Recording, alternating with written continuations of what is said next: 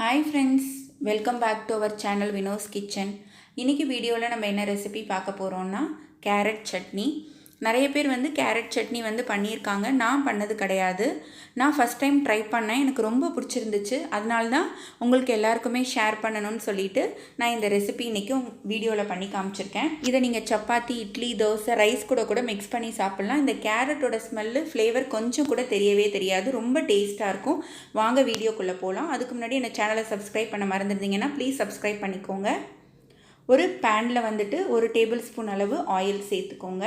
Oil heat ஆனதுக்கப்புறம் நம்ம 3 கேரட்டை தோலை எடுத்துட்டு ஸ்லைசஸாக கட் பண்ணி ஆட் பண்ணிக்கலாம். நல்லா இந்த மாதிரி ரவுண்டாக கட் பண்ணிக்கோங்க. ஈஸியாக வெந்துடும். நம்ம ஆயிலே தான் ஃப்ரை பண்ண போகிறோம். இப்போது ஒரு மூடி போட்டு நீங்கள் மூடிட்டு ஒரு 2 நிமிஷம் அளவுக்கு இந்த கேரட்டை அப்படியே நீங்கள் ஃப்ரை பண்ணிங்கன்னா நல்ல ஒரு 3/4 அளவு வெந்துடும் கேரட்டு. 2 நிமிஷம் மூடி போட்டு மூடினது பாருங்கள், நல்லா வெந்துடுச்சு. இப்போது இதில் காரத்துக்கு 5 காஞ்ச மிளகாய் ஆட் பண்ணிக்கோங்க. இவ்வளோ காரமானு நீங்கள் நினைக்கலாம்.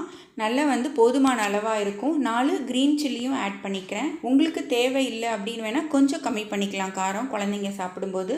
ஆனால் கரெக்டாக இருக்கும் காரம். 1 டேபிள் ஸ்பூன் அளவு தனியா.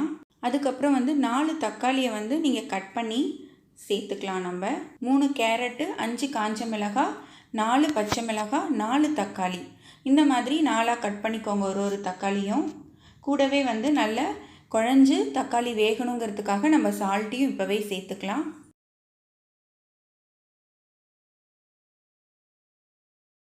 திரும்ப ஒரு எகைன் 2 மினிட்ஸ் நீங்கள் மூடி போட்டு மூடி வச்சிடலாம். அப்போனா சீக்கிரமாக நல்லா மசிஞ்சு குழஞ்சி வெந்துடும் இந்த தக்காளி. பாருங்கள், ஒரு வதக்கு நல்லா இப்படி வதக்கி விட்டுட்டு ஒரு மூடி போட்டு மூடிடுங்க 2 நிமிஷம். பாருங்கள், நல்லா எல்லாம் வெந்துடுச்சு. தக்காளி, பச்சை மிளகாய், காஞ்ச மிளகாய், தனியா, கேரட் எல்லாமே சேர்ந்து நல்லா வெந்துடுச்சு. இதை நல்லா ஆற வச்சுட்டு நம்ம மிக்ஸி ஜாரில் சேர்த்து அரைச்சிக்க போகிறோம்.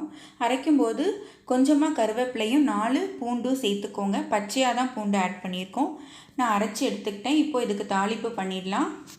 2 டேபிள் ஸ்பூன் அளவு ஆயில் சேர்த்துட்டு கொஞ்சமாக கடுகு, 1/2 டீஸ்பூன் அளவு கடுகு, 1/2 டீஸ்பூன் அளவு உளுந்து, கொஞ்சமாக கருவேப்பிலை, கொஞ்சமாக பெருங்காயத்தூள், இது எல்லாத்தையுமே ஆட் பண்ணி இந்த தாளிப்பை நம்ம சட்னி கூட சேர்த்துடலாம். பாருங்கள், சட்னி கூட சேர்த்தாச்சு. நல்லா சூப்பராக கலர்ஃபுல்லாக இருக்குது பாருங்கள்.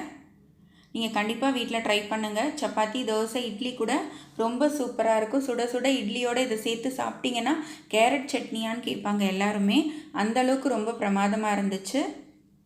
உங்களுக்கு இந்த ரெசிபி பிடிச்சிருந்ததுன்னா லைக் பண்ணுங்கள், ஷேர் பண்ணுங்கள், மறக்காமல் எனக்கு கமெண்ட் பண்ணுங்கள்.